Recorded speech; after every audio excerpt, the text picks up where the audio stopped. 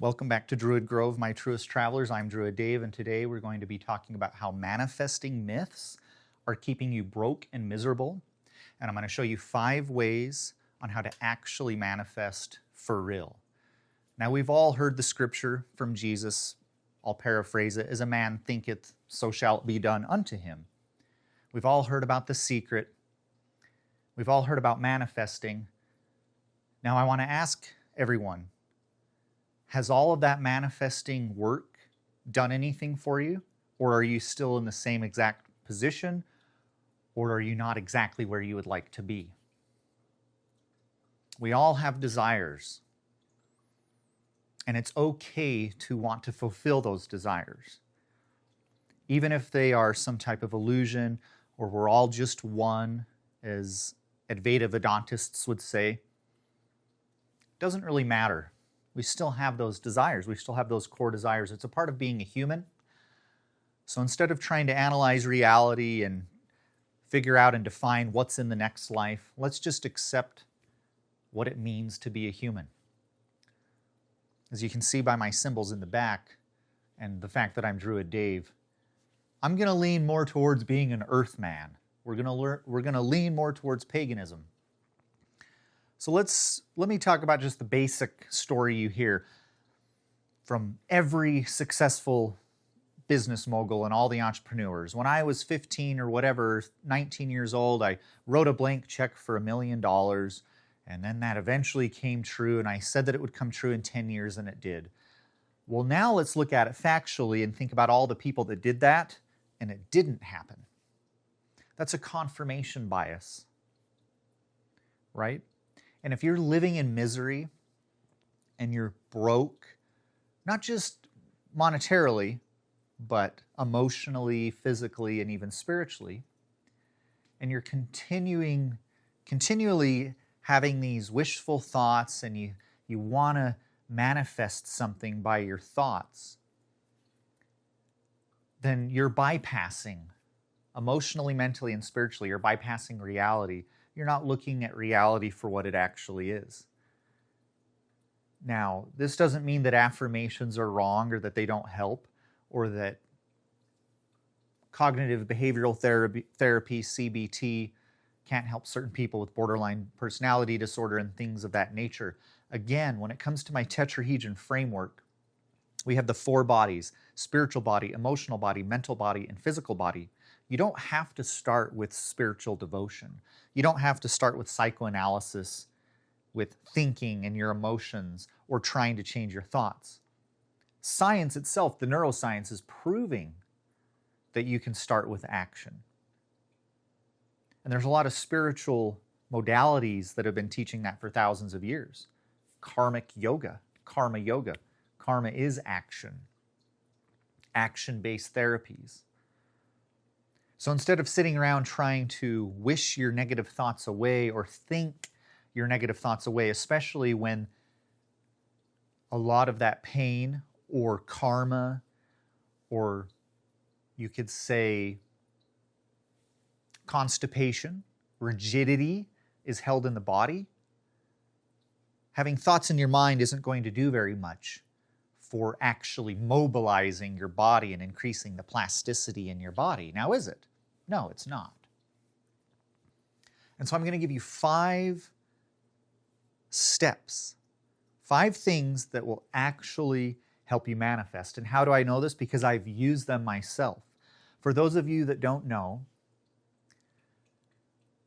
during the pandemic, I was laid off working as a junior scientist at the Department of Environmental Quality in the Watershed Division.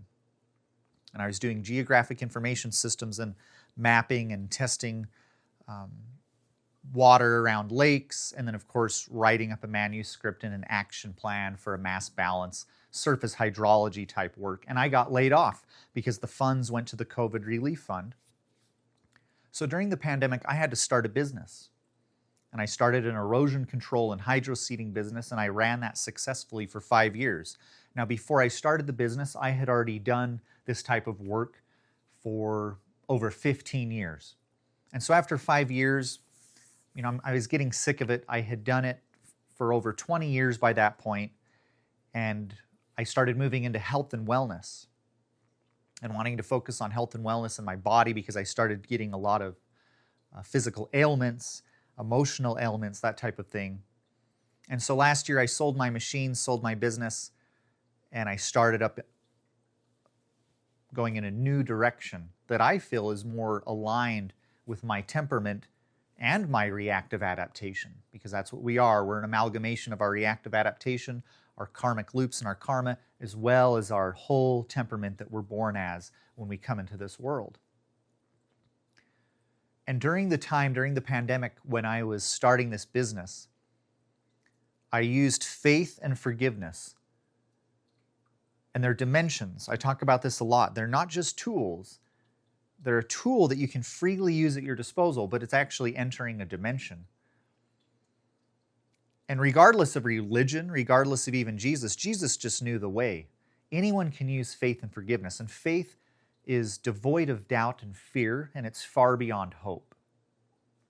And forgiveness forgets regretting the past. So forgiveness forgets regretting the past, and faith forgoes wishing for the future, which is the wishful thinking and the manifesting myths. See, if you look at the block theory in physics, everything that's going to play out has already played out, and it's all determined. It's all deterministic. That from a higher dimension or from the bird's eye view of God, it's more of a fate-based reality. So a lot of people think that they can pray or meditate something into existence. They think, I was praying that it would snow and then it snowed. That's both ignorant and arrogant. Your prayer didn't make it snow. That's not even what faith means. Faith is daring to trust in the divine, in your fate. It's following. It's not, I prayed it into existence and my faith manifested. No, you have no control whatsoever. So you can see there's overlap between what Jesus taught, between what the Advaita Vedantist Hindus teach about basically surrendering and nothing's in your control, and also what physics shows, the mathematics proofs essentially prove, the intangible abstract mathematics predict and project that we live in a block universe and that everything that's going to unfold already has. So we can see that reality may actually be more of a fate-based and destined type environment, type of world.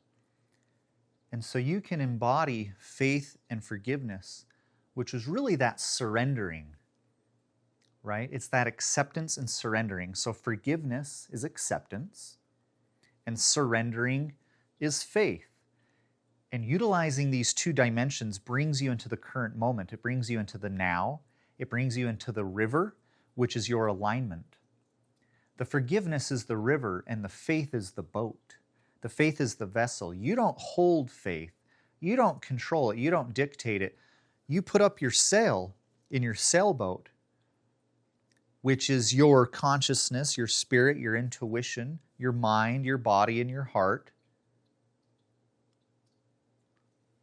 But the will of the Spirit is the wind, and the alignment is the river, and the faith is the boat. And you have no control of any of those things. Now you might say, well, maybe the analogy is that you can move your sail around just like in a sailboat. Yeah, that may be true to some extent. Those are your choices. But still, predetermined wind, the will of the Spirit, predetermined river, the emotional, the alignment of reality, your fate, and the predetermined boat that carries you that you didn't build. So you can make a choice, but guess what? Then the wind changes. Part of the boat may need to be repaired or whatever, or the river changes course. So no matter what, you're making all these ping-pong motions in the river, but really it's the river carrying you and the wind together. And of course the boat holds you, which is the faith. So the first two, faith and forgiveness, those are a bit more metaphysical, intuitive, a bit more spiritual tools and dimensions that you can use. The three are going to be more practical, and you've heard these a million times. But it quite literally is taking action. Again, you can start with action, which expresses renewal.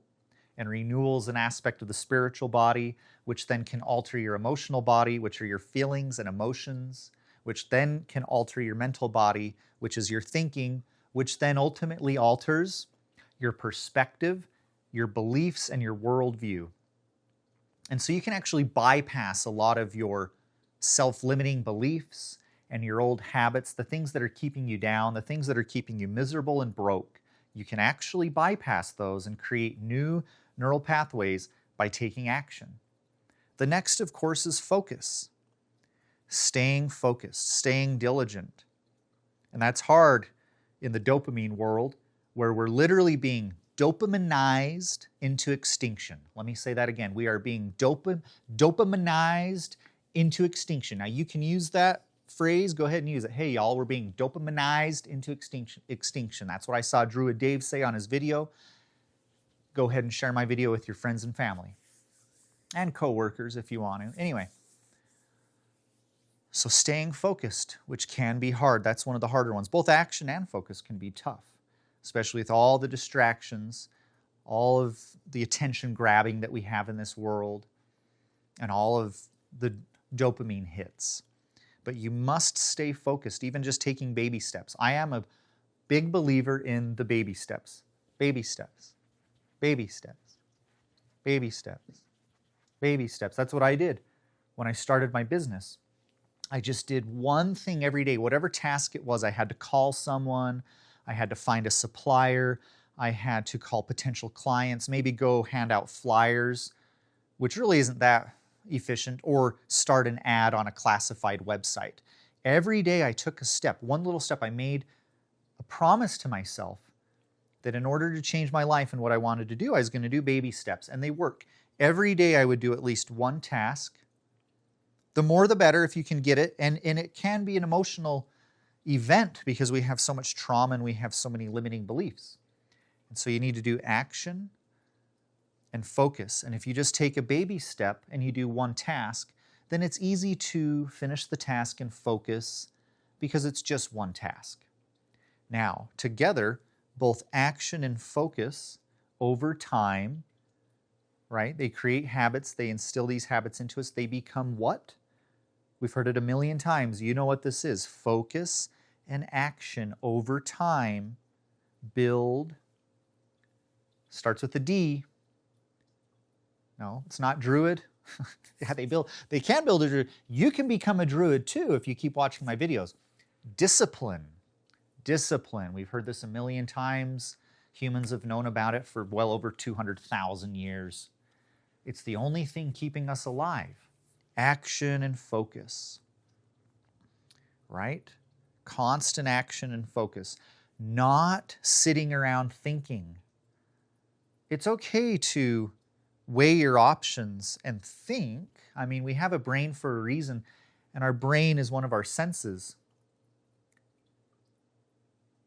But if you never take that first leap of faith, which we've heard a million times, nothing's going to happen.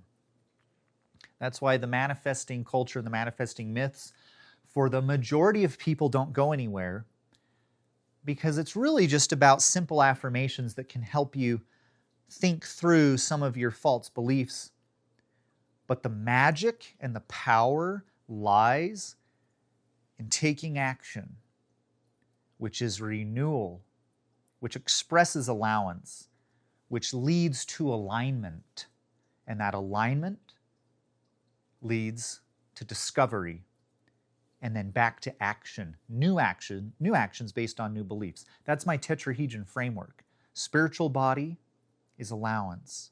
Emotional body is alignment. Mental body is discovery. And the physical body is action. Now, I know it's easier said than done. That's why, to get you into a state where you can trust and utilize the dimensions of faith and forgiveness, may take some type of meditation or prayer. So to get you in that state to actually embody the faith and to embody the forgiveness may take an initial pre-action, not reaction, pre-action, proactive step of meditation and prayer to get you into a different state of mind. Now, if you live in a dangerous environment, which some of you may, you're going to have to physically change your environment. Otherwise, more than likely, nothing's ever going to change. And that's going to be a very hard thing to do for a lot of people. Whether it's breaking up with a spouse, a partner, or getting a new job, or moving to a new location. Otherwise, it's just going to be more spiritual bypassing, emotional and mental bypassing. So you need to be proactive and take a pre-action, not a reaction. To get into that state of mind, you're going to use faith and forgiveness, which are going to propel you and change your entire body once you embody those dimensions and allow you to sense their subtlety to then propel you and help you stay actionable and focused and committed with your discipline. I promise this is exactly what I did, and it worked. And when I got out there and I started getting more clients and I started changing my life and making an income, this was my sole income during the pandemic. I had to go crazy. No one was going to save me. That's another thing. You have to be a part of your own rescue. You have to be your own, rescue boat. But then really that rescue boat is already made for you because that's the faith. And so you just need to find it. You need to trust in the rescue boat, right? And you need to sense that inside of yourself. And when I got out there and I started getting the new clients, it surprised me how nice people were because I had changed my frequency and I had changed my body and my spirit and my mind and my heart, and the people were receptive to it. That's the secret. That's the manifesting. You need to take the first step, and then the universe and the people and the spirit and God and everything else, they match you. I was thoroughly surprised at how nice everyone was, how welcoming they were, how supportive they were of my new business. And for me, that was quite literally life-changing. That was a life-changing moment and experience the first couple months of starting my business. Anyway, I hope this has helped you. Please like, comment, and subscribe. It really gets the video out there, and there's plenty of people that need to desperately watch this video.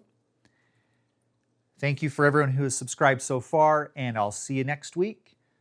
And remember, light only shines while facing the darkness, and the peak of being is simply being.